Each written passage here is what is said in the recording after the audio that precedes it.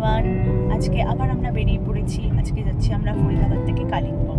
তো এখন বাজে মোটামুটি 11:30। আমরা এখন জাস্ট বেরোলাম। তো এখান থেকে মানে ফরিদাবাদ থেকে কালিম্পংয়ের ডিস্টেন্স হচ্ছে অ্যারাউন্ড আপনার 1530 কিলোমিটার, যেটা কভার করতে অ্যাকর্ডিং টু গুগল ম্যাপ লাগে হচ্ছে 27 ঘন্টা। তো তাই জন্য আমরা আমাদের জার্নিকে দুভাগে ভাগ করে নিয়েছি। তো প্রথম দিন আমাদের টার্গেট আমরা কভার করবো হচ্ছে around 700 kilometre.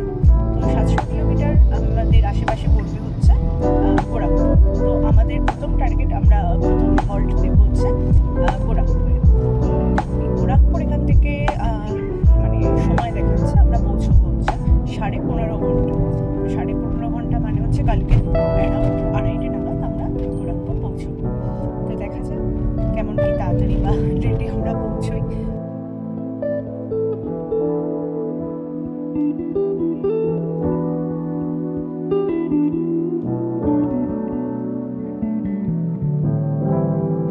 Hello everyone, good morning.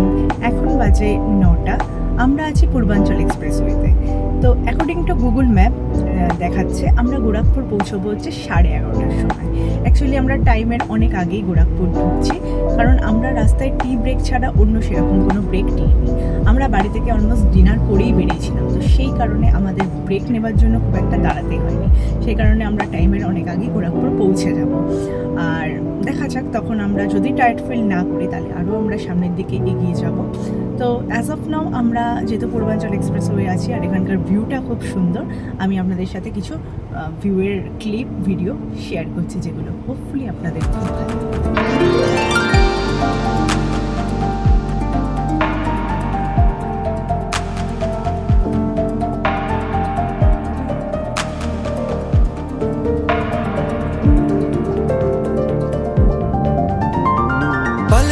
झपकता है आसमां, लाखों फरिश्तों की है तू जान।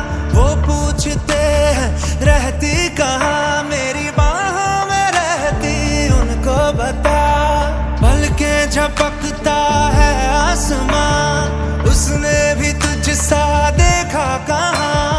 है रौनके वहाँ तू है जहाँ, मेरी बाहों में रहना यही है दुआ। হ্যালো এভরিওয়ান, সো ফাইনালি আমরা মুজফ্ফরপুর এসে পৌঁছে গেছি। আমাদের ইনিশিয়ালি প্ল্যান ছিল যে আজকে আমরা গোরাখপুর থাকব, কিন্তু সকালবেলা অ্যারাউন্ড 10টার দিকে আমরা গোরাখপুর পৌঁছে গেছিলাম। তখন খুব একটা টায়ার্ড না লাগায় আমরা জার্নিটাকে কন্টিনিউ করতে থাকি। এখন বাজে ঘড়িতে 2:30 PM আর আমরা মুজফ্ফরপুর এসে জাস্ট পৌঁছালাম। আমাদের ফরিদাবাদ থেকে মুজফ্ফরপুরের ডিস্টেন্স হচ্ছে 1058 kilometre. According to Google map সেটা কভার করা উচিত আমাদের 16.5 ঘন্টায়, কিন্তু আমরা 15 ঘন্টার মধ্যে সেই ডিস্টেন্সটা কভার করেছি। আজকে আমরা এখানেই রোড সাইড একটা হোটেলে নাইট স্টে করব, তারপরে রেস্ট অফ দ্য জার্নিটা আমরা কালকে স্টার্ট করব অ্যারাউন্ড 9টা-10টার দিকে সকালবেলা। তো আজকে আমরা এখন এখানে লাঞ্চ করব, দেন আমরা আজকে এখানে রেস্ট করব। তো আজকের মতো ব্লগ আমরা এখানেই এন্ড করছি। আর আমাদের ব্লগ যদি আপনাদের ইনফরমেটিভ আর ভালো লেগে থাকে, আমাদের চ্যানেল দ্য পান স্টোরিকে একটা সাবস্ক্রাইব করে দেবেন আর আমাদের ব্লগিংয়ের পাশে থাকবেন। Thank you.